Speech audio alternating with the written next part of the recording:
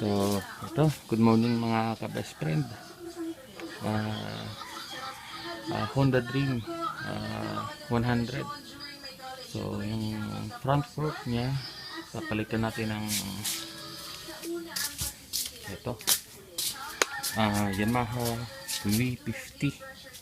So, ito yung harap na fork niya. Ito yung ililipat natin doon sa Honda Dream. So, ito na, no? Natanggalan natin. Ayan. Napapansin ninyo yung center post ng Honda Dream. Ito, mas malaki siya kumpara sa center post ng Yamaha V50. So, ito yung bearing nya. Napansin nyo, saktong-sakto. Dito sa may D50, so maluwang siya. So maluwang. Yung iba, ginagawa nila is pinapamasin siya. Yung center post ng B50 nililipat dito. So pinapalit lang. Pero ang gagawin natin, kasi wala tayong pera, nasa 500 kasi yung bayad nun. So gagawin natin ay gagawa natin ng ring. So ito yung ginawa kong ring, na ang sukat nito kapareha ng sukat ng center post ng Honda Dream. Kaya kung talagay mo yung bearing, kasyang kasya siya. Medyo masik pa nga kaya sa yan sa pagpok. Yan, so prepare natin at ilalagay natin sa chassis ng Honda Dream. Yan. So ito na, no? So pero bago natin siya ikakabit sa chassis ng Honda Dream, meron tayong tatanggalin.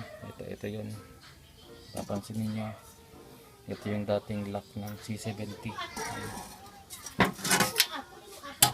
Yan, ito. Kasi kung di mo tatanggalin to, hindi yun mag-fit doon. Saka ito yung dating lock din ng C70, baba at saka taas, tatanggalin dapat to. Kasi magiging sagabal to sa pagpasok ng bagong fork niya, kaya dapat tanggalin.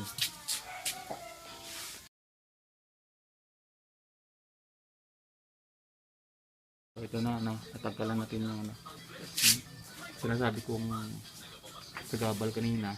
Ito tinanggalan natin. So papakita ko sa inyo yung sinasabi ko pang isang sagabal. Ayan. Papansinin nyo yung dalawang ayan.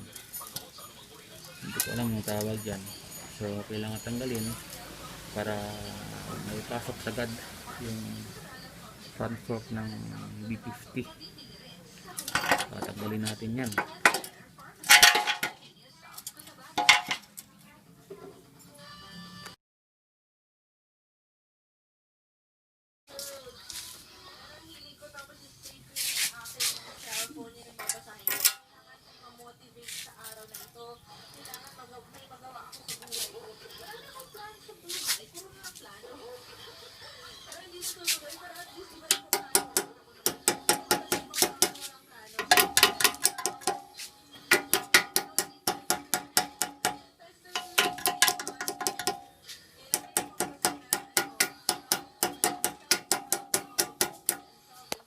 So ito na, no? Ayan. Yung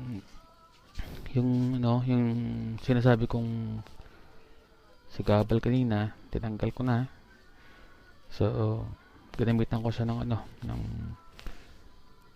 welding kasi hindi Hindi siya maabot ng angle grinder. Kaya yan, ready to fit na siya. So ito, kung napapansin nyo, lahat ng nakuha natin dun sa T-post ng B50 sa bandang taas, ito yung mga parts nun. So ibabalik lang natin maliban sa meron tayong idadagdag. Ito. So ito ay galing sa Honda Dream. So magiging siya, magiging washer na lang natin kasi yan. Sagad siya. So ang purpose nito para magiging washer na lang para mahabol yung taas dito. So yan, kabit natin.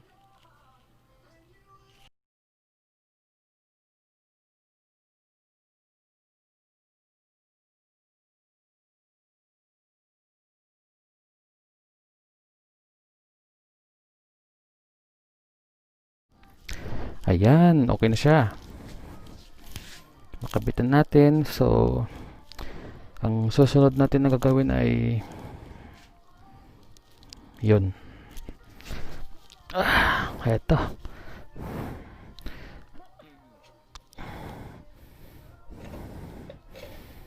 So eto. Ang magiging problema naman dito ngayon ay yan, itong butas. So mas malaki yung butas ng ihi ng Honda Dream compare sa B50 Yamaha. So di ba kasya? Instead na mag-adjust tayo sa bearing, so malaki yung gagastuhin kasi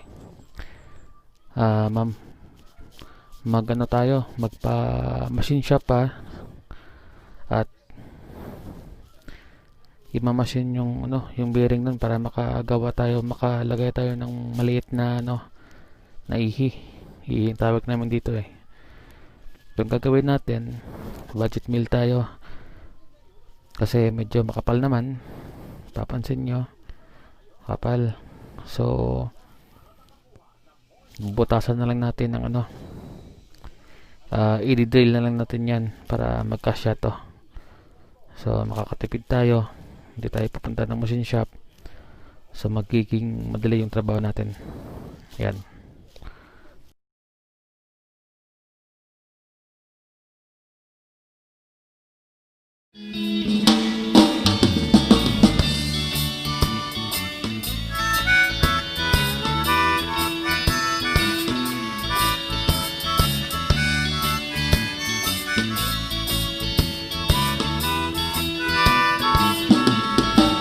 Halika na, ako'y yung sabayan. Hindi ka ba naiinitan? May alam akong lugar, tara na ating puntahan. Doon ay may maraming likas na kagandahan at mga bagay na maglalaro sa iyong isipan. Halika na, sabay tayo, at kung sinong may gusto. Nakakabit natin. Ayan, pati yung gulong medyo may konting ayusin lang dito, pero madali na lang yan. Yung bandang dito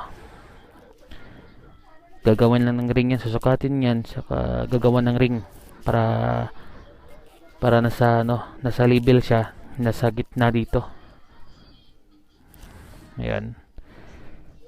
So okay, sa mga hindi pa nag-subscribe sa video ko, paki-subscribe na lang at marami pa tayong gagawin. So eto, saka next video natin papakita natin kung paano gumawa ng rear fender tapaludo. So ito, dudugtungan yan, papahabain, saka ito kakabit dito yan. Ayan, so medyo mataas siya. Siguro may gagawin pa tayong mga conversion para maging maganda yung outcome nito. Okay, sige. Maraming salamat sa panonood.